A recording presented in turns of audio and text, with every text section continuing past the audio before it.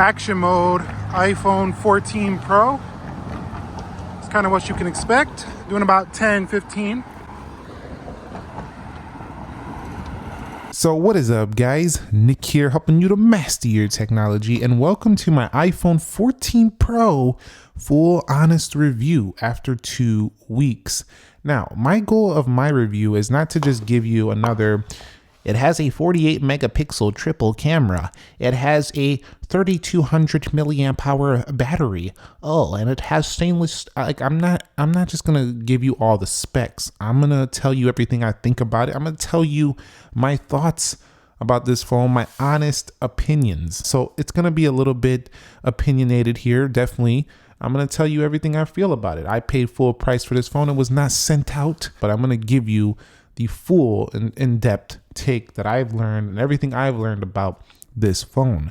And that's going to begin with the price point. So my first thought right away was that Apple kept the price point the same as the iPhone 13 Pro. This is a good thing. I was happy about this because I'm like, I'm not paying more for a similar or essentially the same type of phone.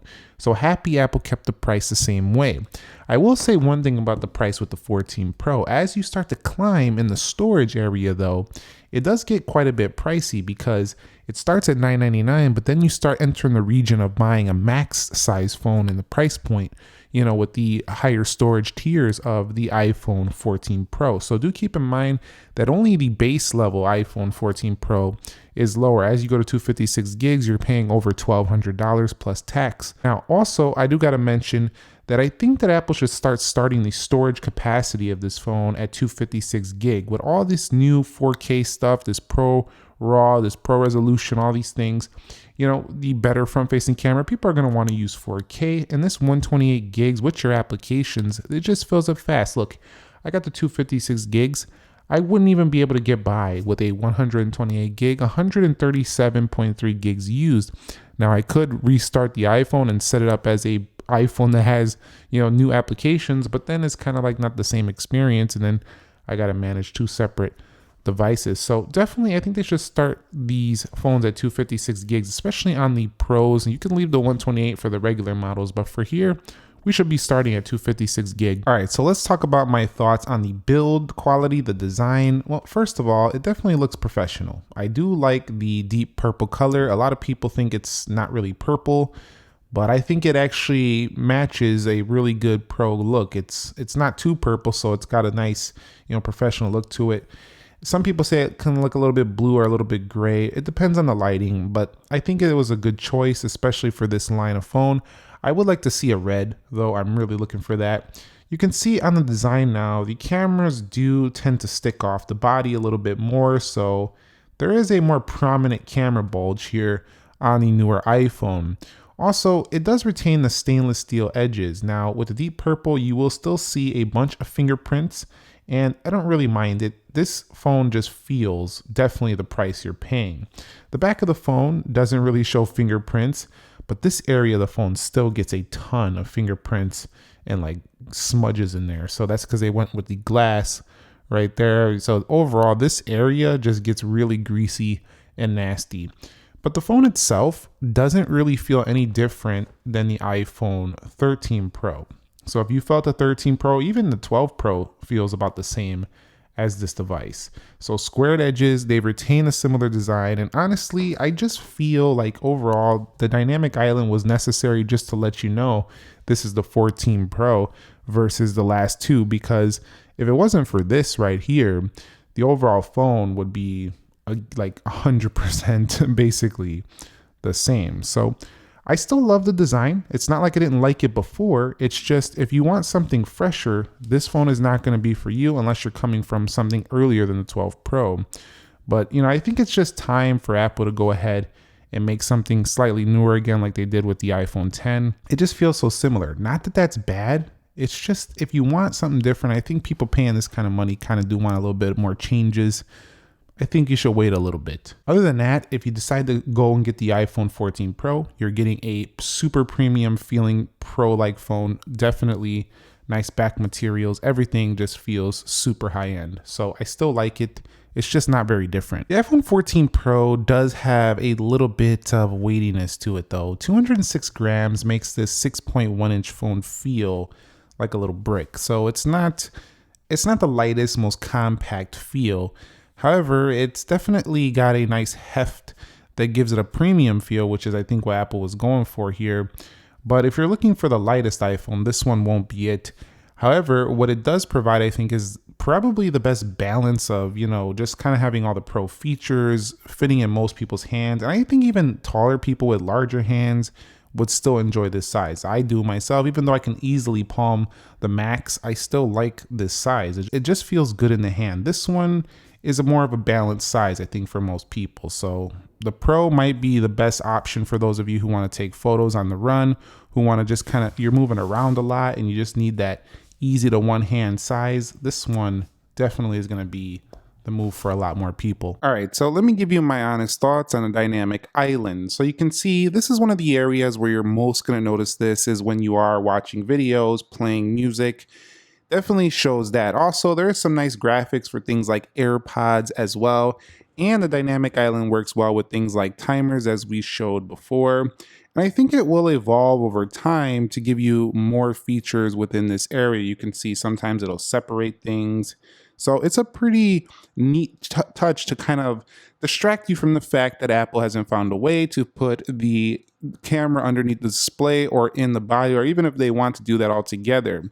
The dynamic island psychologically draw you to it though. So for that reason, I feel like, on the day-to-day, your brain just going to form a habit of like wanting to find a way to use that thing. So I actually find it more distracting than, say, a notch on the older iPhone 13 Pro. So for that reason, I find this thing a little bit more distracting than I did find the other phones with the notch. Also, as applications, get more updated to support this, again, your eye is going to be drawn there more. Now, does Dynamic Island really get in the way of your photography or looking at photos and videos? And the answer is yes, it definitely does. You can see how the photo does kind of go behind a dynamic island, and that makes it more prominent to me. It makes me look at it more because I'm trying to see the full photo, yet I'm seeing a big pill cutout. So definitely, I'm not going to say that this is bad. I think a lot of people think it's cool and it's a new feature, but I personally think that it still is not superior to an all-screen display. I just don't think it is. And when we get to a point where we have an all-screen, that's going to be a totally uninterrupted experience. So overall, Dynamic Island, I would say my honest thoughts on it for the iPhone 14 Pro are smaller screen. I see it more than I see it on the Max because it's more compact. It's a feature to say, look, man, I have the 14 Pro, you have the 13 Pro. Look at this new feature, and then you forget about it and you realize this thing is in the way. So for me, even though Apple's probably going to keep this thing around for a few years, I want to see all screen iPhone. That's just how I feel, and I don't know if you feel the same way. I don't see them doing it for a couple years, but what do you guys think? Let me know down below. So let's talk my honest take on display here. So I do like how Apple did increase the brightness. I would tell you day to day, I don't really see a major difference for 14 Pro when it comes to just regular, cranking the brightness. It does have great sustained brightness, but something a lot of people don't mention is that when you get this phone too hot, it automatically kind of dims down. So if you're out in the sun and stuff like that, it doesn't seem to always stay super bright if it gets too warm. So do keep that in mind. However, I will state though that this is the brightest phone I've ever seen outdoors, and it does crank up and it will hit that ridiculously bright 2000 nits. However, you have to decide if that's really worth it. How much are you going to be in that situation where you really need that ridiculously sustained brightness? Now, it also does feature really balanced colors, not oversaturated, just a really good look. So let me go ahead and show you something else. These are going to be from the photo samples. I'll show you a little bit closer in the camera section, but it doesn't oversaturate. It's got very natural colors. Really do like that. In addition, we do retain the dark mode, night shift, and true tone, and there is no 3D touch on this phone. That's a feature that was gone years ago. We just have the haptics. It does have really sharp text as well. So when you are reading articles and stuff like that, let's go to technology. If you're in Apple News, for example, and you read text and stuff like that. It has very sharp text, some of the sharpest you're going to find on any phone out there. So definitely overall, it's one of the best displays, if not the best display on a smartphone overall. But I have to say, if you like that more punchy color, you're going to want a Samsung phone. And if you like a little bit better battery life due to less brightness, you might still like the iPhone 13 Pro. So when it comes to the dynamic island in videos, does it get in the way? And the answer is, well, what do you think?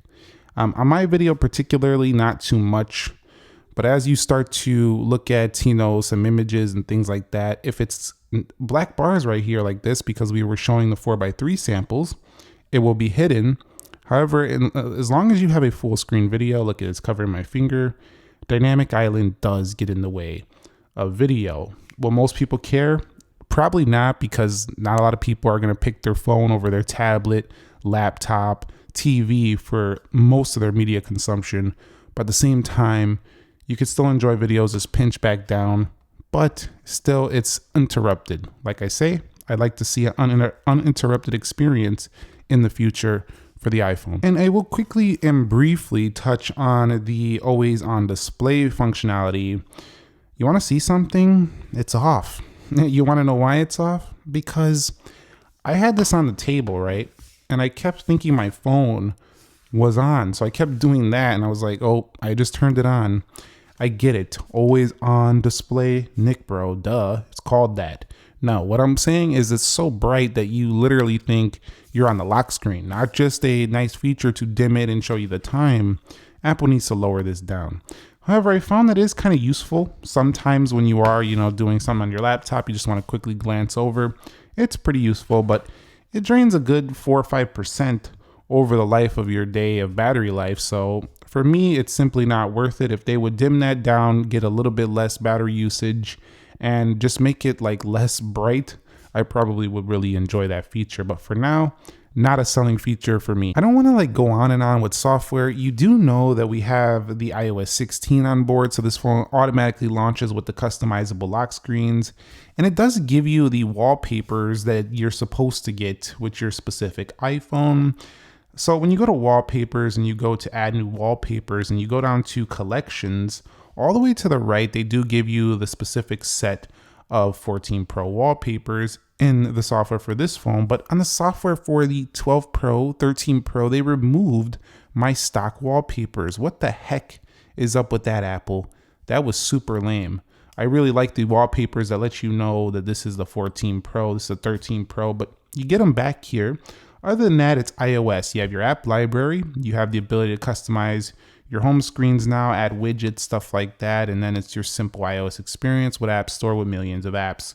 We kind of already know this by now. The only thing that really changes between this and any other iPhone today is that if you go down to the camera, you do have some extra formats to support that 48 megapixel. You can see Apple ProRAW. You can see the ProRAW resolution right here. And keep in mind, if you do decide to use this, these files will be substantially larger. So you will use up more storage simply by using that format. So do keep that in mind. If you don't plan to take photos that are going to use up a lot of your storage and you don't really care about that slight extra detail because you're not blowing up the image, I wouldn't even deal with it. Other than that, software should be updated for several years to come on the 14 Pro. And it just doesn't feel like a selling point either because I can get a cheaper iPhone with the same software. But you're really buying the 14 Pro for the hardware. Now, when it comes to the performance, the iPhone 14 Pro is probably the fastest, most smooth phone on the market with the 120 Hz ProMotion display. Everything is butter. You cannot make this phone lag. It just doesn't happen. And iOS doesn't really use that much, this doesn't use that much power to run it. So when you have this overabundance of power on here, you get the best benchmarks, you get 6 gigs of RAM. You do get a 5-core GPU, a 4nm A16. It is definitely blazing quick. So definitely what you expect, but that's not like last year's phone wasn't blazing quick. I just have to keep referencing this because I had last year's phone. If you didn't have last year's phone, you have a 12 Pro, 11 Pro, go for it. This thing is a boss in performance. But if you had a 13 Pro, you probably won't see the difference. And even 12 Pro users probably won't see the difference too much besides the ProMotion display. That is the big one right here. So if you're getting a 14 or 14 Plus, you're really missing out on this. But just overall performance, rock solid. The best probably on any phone out there. So when it comes to the cameras, we talked about how they're bigger, and they're probably just going to keep getting bigger because people want better cameras on their Pro phones. I actually like that they are getting better. I wish there was a way to make them less big, but hey, if they're better, they're fine.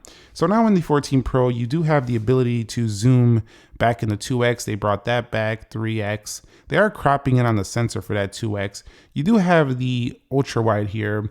And in video, you do have 4K 60 once again. I will say the new 4K 24 for cinematic is more appropriate for people who are going to use this. In addition to that, on the front, we do have autofocus now. So if you bring objects in, it'll do a better job at focusing on things. A vlogger's dream phone right here. So that's really good. In addition to that, I will say that overall the camera, when I do have to focus on things, sometimes I have to tap it a couple times or just go right into the macro mode. There's a little bit more depth of field on this camera right here, a little bit different from the iPhone 13 Pro series. In the back, you're going to see more blurring action on the iPhone 14 Pro, whereas before a little bit more things would be in focus for the iPhone 13 Pro. On the whole, the camera remains one of the best out there. You still have your rich contrast, vibrant, all these cool modes and stuff. It still remains one of the best, if not the best, smartphone camera. Again, if you're coming from a 13 Pro, it's hard to justify. That was also an amazing camera. Anything below it, you're getting a nice update. Take a look at my samples and decide for yourself if this is a camera you want to go pick up on your own.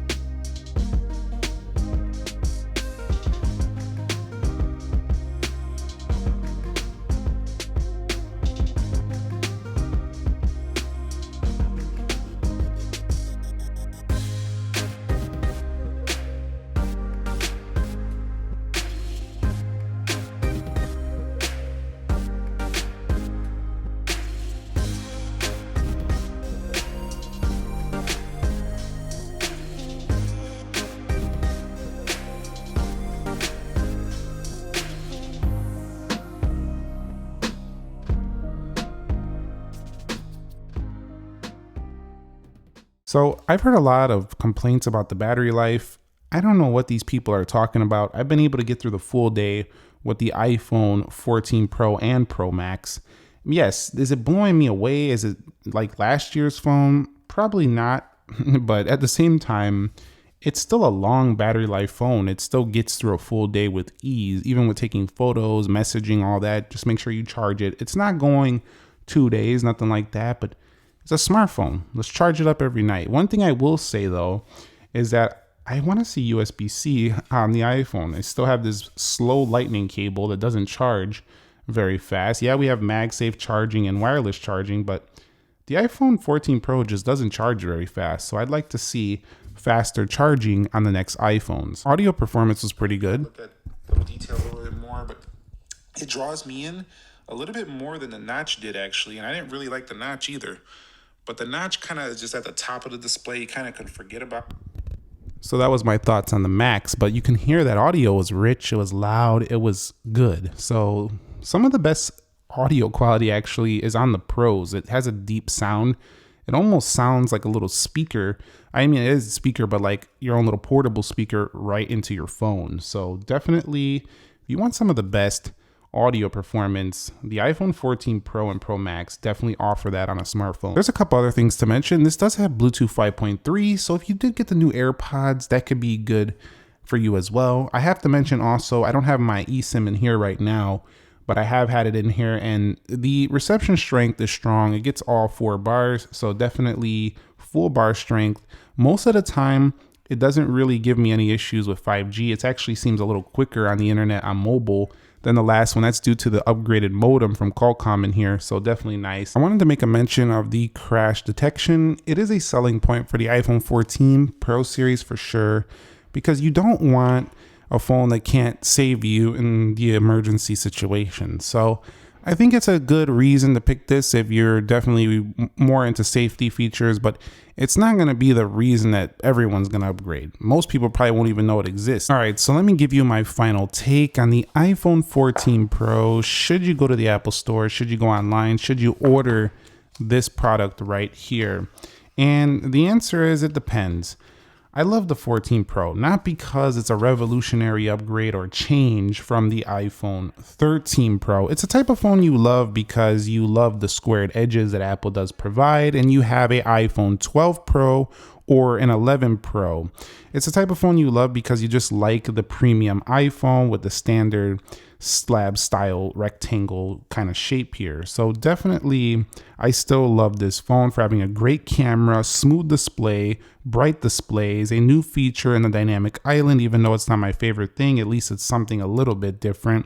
And you just love having the latest and greatest thing.